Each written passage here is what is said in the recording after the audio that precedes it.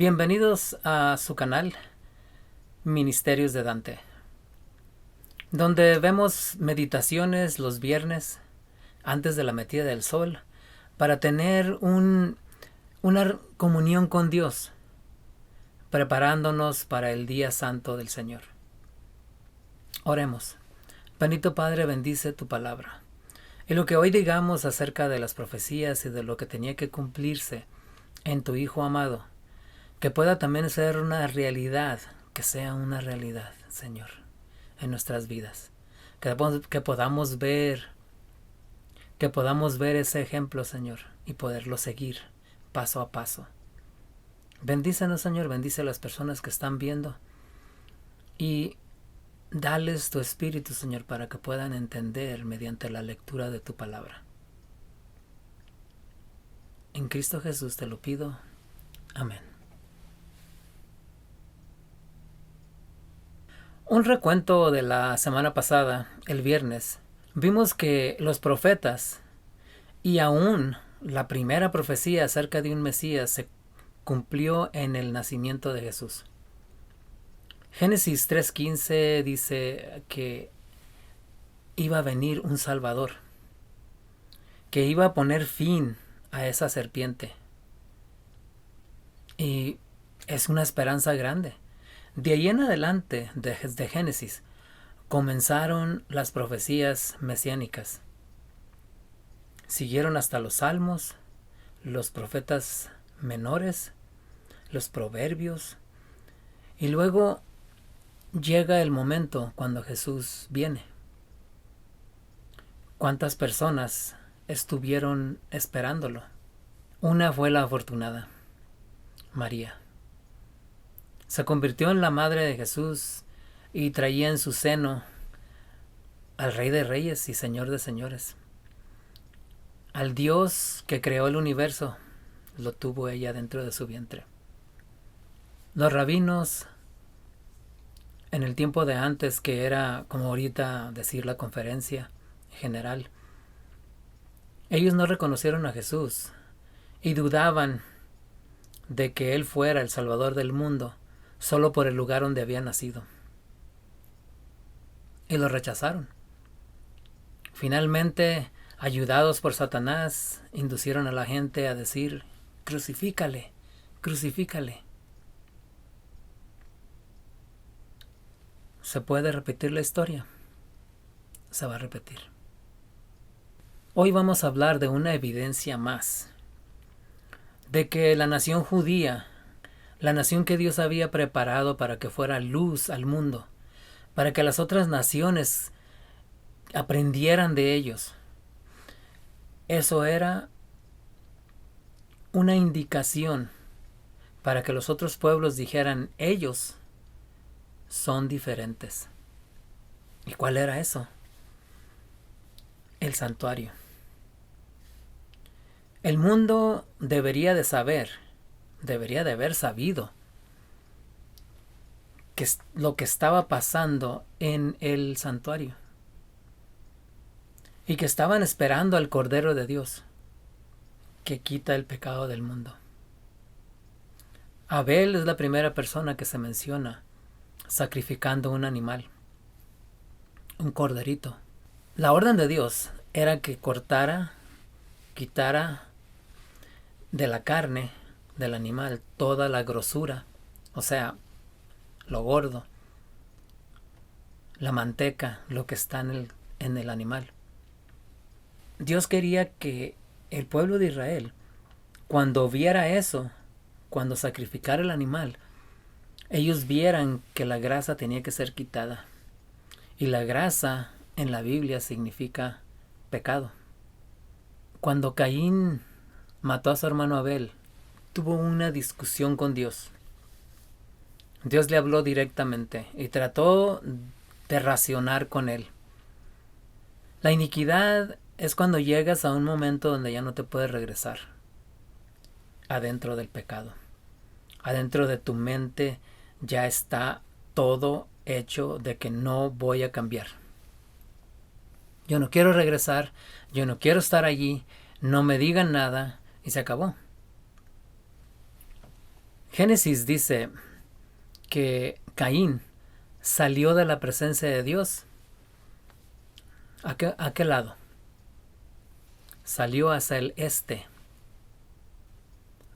Es interesante que Dios hace las cosas no por casualidad.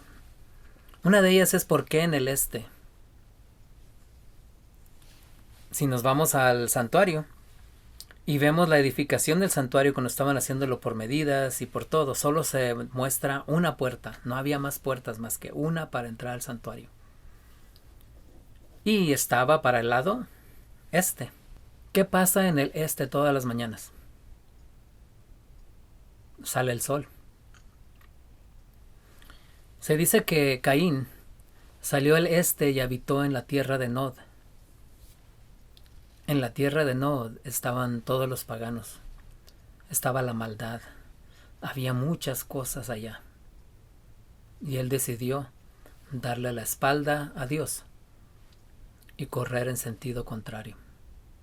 Afuera, antes de entrar al santuario, se sacrificaba el animal. El sacerdote entraba con la ofrenda y con la sangre, y allí se quemaba la ofrenda. Para el lado este estaba la puerta del santuario. Entonces, cuando el pecador venía, caminaba de este a oeste, hacia adentro del santuario. Lo primero que miraba el pecador después de haber degollado al animal, entrando al atrio, ¿qué era? Muchos van a decir, bueno, miraba el altar, si conocen cómo estaba hecho el santuario. Bueno, sí, estaba el altar, el lavacro, el lugar santo y el lugar santísimo. Pero la Biblia dice que había algo más entre el altar y la entrada. Dios no hace nada por casualidad. No pide por casualidad las cosas. Levíticos 1:14 dice: si su ofrenda para Jehová es una ofrenda quemada de aves, ofrecerá una paloma o un pichón. El 15. Lo traerá al altar, le quitará la cabeza y lo hará volverse humo en el altar. Quiere decir que lo va a quemar. Y luego dice: y lo hará volverse humo en el altar, y su sangre será escurrida sobre el lado del altar. Y el 16 dice: removerá el buche y sus plumas del cuello, y lo echará en la pila de cenizas al este del altar. Dios había planeado esto desde antes de que el mundo fuese. Y las cenizas tienen mucho significado en nuestra vida espiritual, en nuestra vida y nuestro trato con las demás personas. Segunda de Pedro, capítulo 2, versículo 6. Y condenó a las ciudades de Sodoma y Gomorra, reduciéndolas a ceniza y escombros, como una advertencia para aquellos en el futuro que vivieran vidas impías. Entonces, las cenizas representaban una advertencia. ¿Qué es advertencia? En inglés se le llama warning. Te estoy advirtiendo. Te estoy advirtiendo, dice la palabra de Dios. Mira lo que les pasó a ellos. Son para que tú te fijes las consecuencias de vivir una vida impía. ¿Qué es una vida impía? Caín se fue al este. ¿Qué quiere decir eso? Se fue a un lugar donde los paganos tenían su propio estilo de adoración. Adoraban al sol. Tenían libros acerca de adoración al sol. Su vestimenta declaraba el tipo de adoración que tenían. Su música de adoración era diferente. El día de adoración también adoraban al sol. Los adornos que usaban eran paganos. La dieta, lo que comían, también tenía mucho que ver con su adoración. ¿Se acuerdan que tomaban la comida y la ofrecían a los ídolos primero? No nomás eso, las actividades de recreación que tenían los mundanos, los paganos, que vivían para el lado oeste, también tenían un significado muy grande, que iba totalmente en contra de la presencia de Dios. Dios había instruido al pueblo a que no se juntara con las naciones paganas. La separación que fuera más grande de lo que ellos pudieran estar sería lo mejor. Que no se acercaran al paganismo, que estuvieran separados, que no vieran sus costumbres, que no vieran ninguna de las cosas que hablamos que existía en el paganismo. Su música, su día de adoración, su forma de adorar, su comida, todo tenía que estar totalmente separado. El pueblo de Dios tenía que ser especial, tenía que comer diferente, tenía que hablar diferente, tenía que adorar en un día diferente, tenía que hacer todas las cosas diferentes al mundo. ¿Y qué pasó?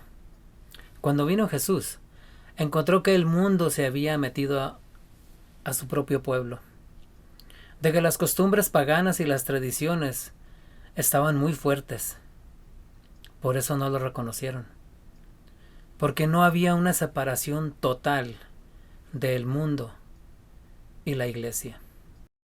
Antes de la venida de Jesús, como un cordero, el profeta Ezequiel menciona la condición del pueblo de Israel en ese tiempo. Y vamos a leer. 15. Ben Adam me preguntó, ¿has visto esto?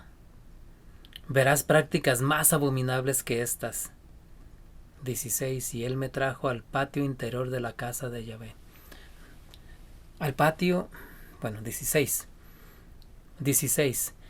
Él me trajo al patio interior de la casa de Jehová.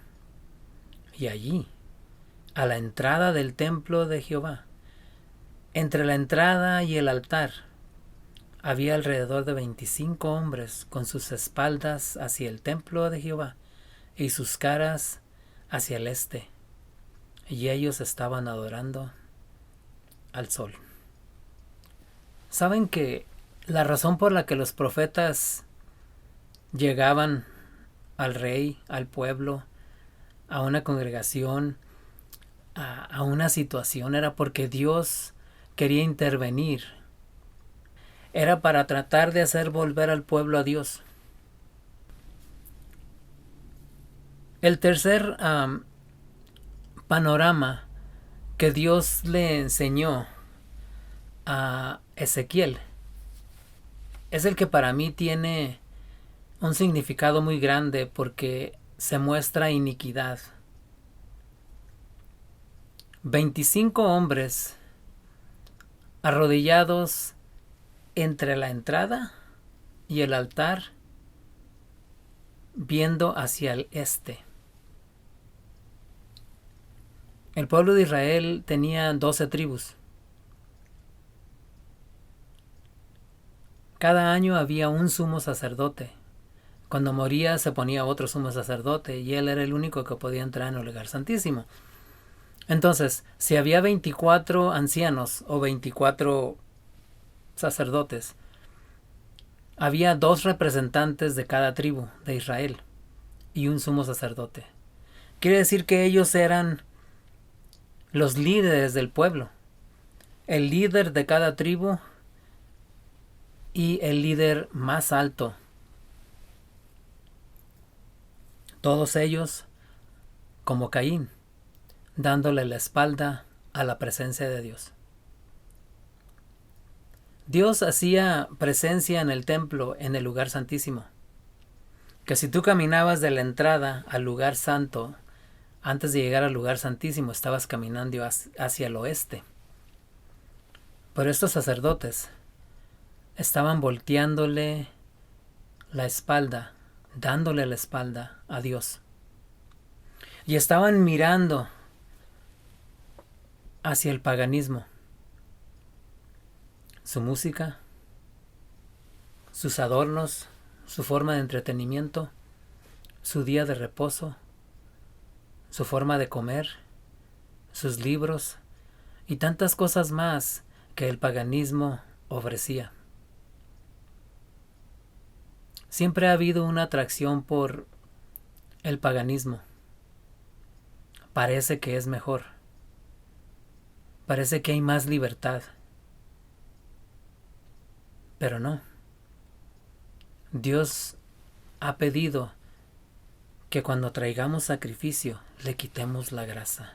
¿Qué es quitar la grasa? Quitar el pecado. Que abramos nuestro pecho y le entreguemos el corazón y dejemos que Él lo cambie por uno más suave, no duro como una piedra. Caín decidió no traer la ofrenda que Dios le había pedido y no cortar la grasa de ese animalito, que en símbolo significa, una vez más, quitar el pecado antes de venir a la presencia de Dios como sacrificio. Lo voy a hacer un poquito más personal, porque yo más que todos necesito de Dios. Yo más que todo necesito su presencia, yo más que todo necesito su perdón. Y yo más que todos ustedes necesito que Dios me transforme, cambie mi corazón. En una forma simbólica y en una forma muy personal. Cuando yo me voy a presentar, cuando yo voy a presentarme ante la presencia de Dios, no debo de llegar con las manos vacías. Quiero decirte que el mensaje del este y el oeste tiene mucho que ver con qué tanto Dios quiere que estemos alejados del pecado. Vamos a ver Salmos 103, 11, 12 y 13.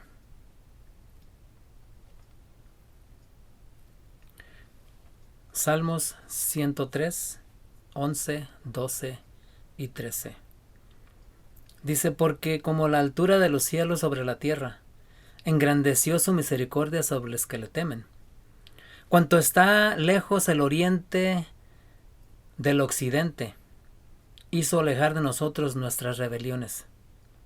Como el Padre se compadece de sus hijos, se compadece Jehová de los que le temen. El este y el oeste no pueden estar juntos. La adoración a Dios viene en tres partes. La adoración en la asamblea, donde es en público. La adoración donde es familiar. Y la última es la adoración personal. Y en cada una de ellas, el apóstol dice que deberíamos de presentar nuestros cuerpos. Voy a leer Romanos capítulo 12 del 1 en adelante. Dice, así que, hermanos, os ruego por las misericordias de Dios que presentéis vuestros cuerpos en sacrificio vivo, santo, agradable a Dios, que es nuestro racional culto. Presentar nuestros cuerpos en sacrificio vivo, esa es nuestra ofrenda. La ofrenda que llevamos a Dios cuando nos presentamos delante de Él personalmente, en familia o en público, debería de ser nuestro ser, todo lo que somos. Quitar la grasa, abrir nuestro corazón. Y sigue diciendo, el 2, y no os conforméis a este siglo, mas reformaos por la renovación de vuestro entendimiento, para que experimentéis cuál sea la buena voluntad de Dios, agradable y perfecta. Dios nos bendiga y nos haga entender, me haga entender a mí, que cuando yo voy a Él necesito hacer varias cosas. Si yo soy el sacrificio, necesito pensar en el sacrificio que Él hizo por mí. Jesús no pecó, aunque muchos dicen que sí, que quebrantó el sábado. Pero no, si Él hubiera pecado, ya lo dije una vez, Él no podía ser tu Salvador. Porque hubiera mostrado que Él también es débil, como nosotros. Pero Él nos dejó un ejemplo de fuerza, que solo viene del Padre, un ejemplo de obediencia, que solo Él puede con su vida enseñarnos. Y gracias a Dios por ello, que cuando yo presente esa ofrenda que soy yo mismo, la entregue a Dios para que cuando Él queme el pecado no me queme a mí. Cuando Él quite las cosas que no deben de estar allí. Cuando Él me retire más y más del este y me acerque más al oeste donde está la presencia de Dios.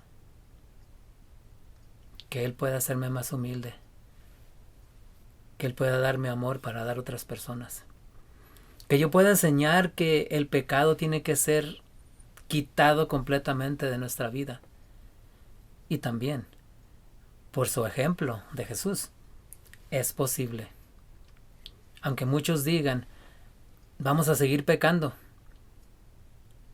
Es como profetizando de que no podemos tener victoria sobre el pecado. Filipenses 4:13 dice, todo lo puedo. Y no se queda ahí. Dice, en Cristo que me fortalece. Si creemos que todo lo podemos en Él, lo podemos hacer. Te invito a tratar, te invito a orar, te invito a escuchar la voz de Dios por medio de su Espíritu, para que puedas entender que su segunda venida no es un juego. Él viene, y viene por un pueblo, no viene por una iglesia, por un nombre, por una organización, no. Él viene por un remanente que lo está esperando.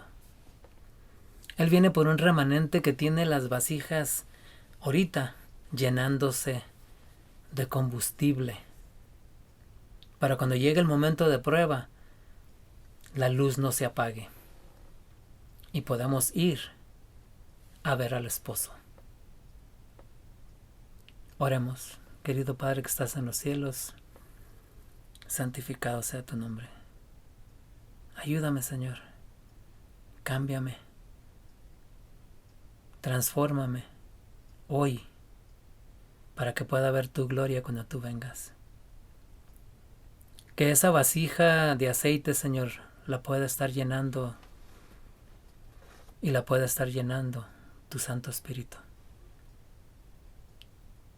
Que tenga las baterías cargadas, Señor, para que cuando llegue la oscuridad más grande que va a pasar, la luz pueda brillar, tu luz, y que podamos darle a otros el mensaje y la oportunidad de ser salvos. Perdónanos, Señor, si te ofendimos, y ayúdanos a cada día presentarnos ante ti, pidiéndote que quites el pecado en nuestra vida. Que cortes por en medio en nuestro pecho para que el corazón pueda ser cambiado. Esto te lo pedimos porque Jesús ya lo hizo, en el nombre de Él y para gloria suya. Amén.